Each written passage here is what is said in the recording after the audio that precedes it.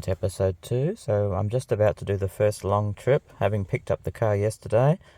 So I've got about a 400 roughly kilometre trip today from Perth going to the Wheatbelt, and I charged it overnight, and you can see it's saying 47 kilometres. I actually just driven out of the driveway and I just pulled over to do this video. It did say actually 48 k's.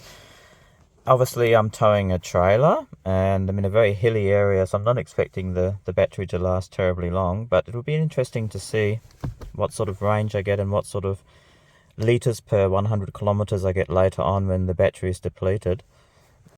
So here's the first part of my trip. I'm going from Lesmurdie to York. It's around 90 kilometres, and I'll be going on obviously the fastest route here. So I've just about depleted the battery now, and I'm at 8,363 kilometres. I'll have to work out what I was when I started. 0.6 litres per 100 kilometres, and so far I've used 88% battery driving, but obviously that's going to go right down now as I mainly use the petrol.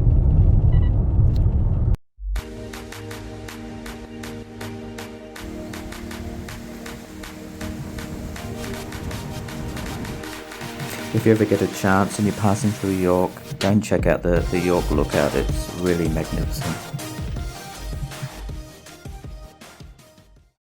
Okay, the next part of my trip, I'm going from York to Tammin. I'm going on this blue road, which is the Goldfields Road. I haven't actually done this stretch, so it'll be interesting to see what it's like. And then I'll link up with the Great Eastern Highway in Tammin. As I said, I reset the controller, but since I've reset it, I'm still getting 14.7 litres towing the trailer. That's 2.5 tons roughly. That's not too bad. That's comparable with the diesel BT50 I used to own when that towed a trailer, so I'm not too unhappy with it. I mean, if we were to take in consideration the battery figures which I lost, it would be a lot better. So all in all, I'm fairly happy. Okay, we've got a nice easy stretch here on the Great Eastern Highway, roughly 80 k's, and it's not a bad little stretch. And the Goldfields Road was quite nice, going through some farmland, so yeah, not bad at all. So yeah, it's now showing that I can do 287 kilometres, so that's obviously what I'm getting towing with the combined weight of around 2.5 tons. So yeah, that's some information for you. Okay, I've got a very short trip here, just a 12-minute drive. Just south of Merredin, there's a rock called Totadgin Rock. I've only been there once, and I'm just going to check it out again and might take some video of it as well. A little break. So I'm just parked up here, ready for a walk. So here we are at Totadgin Rock, and this is quite a nice rock. It's not very high, it's only around 20 or so metres from the surrounding landscape. So it's not the most impressive rock in the Wheatbelt. As you know, there's plenty of beautiful rocks and reserves in the Wheatbelt where you can climb.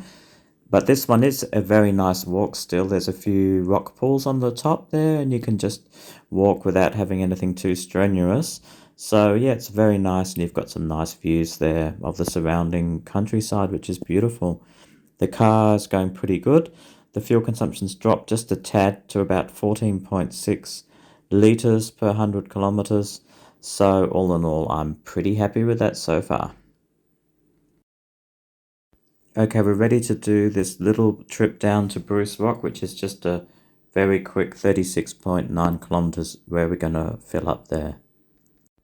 Okay, so we just topped up the tank here in Bruce Rock, and we're ready for the last little trip here, which is, again, it's around 100 k's or so to the Mount Hampton Reserve, and another 6 k's to the farm stay. It's called Crampthorne Road. So here we're on our last little bit, and we're off-road, doing just some very light off-roading and checking it all out. It's very comfortable, the seats, and we just stopped and gave Zoe a bit of a stretch. There's just a little area, not the reserve itself, because unfortunately I can't take the dog into the reserve, but we found another nice place where we've stretched our legs, and they're just about to go now. Really good. I've mostly been sticking around 100 because I'm towing and I can't go any faster, but 14.4 So there you have it, 14.4 litres was the final figure I got, so I'm pretty happy with that because it was probably a smidge better for a 410 kilometer trip. So yeah, very, very happy. Even if you're in the middle of nowhere, you can get a little bit of a charge.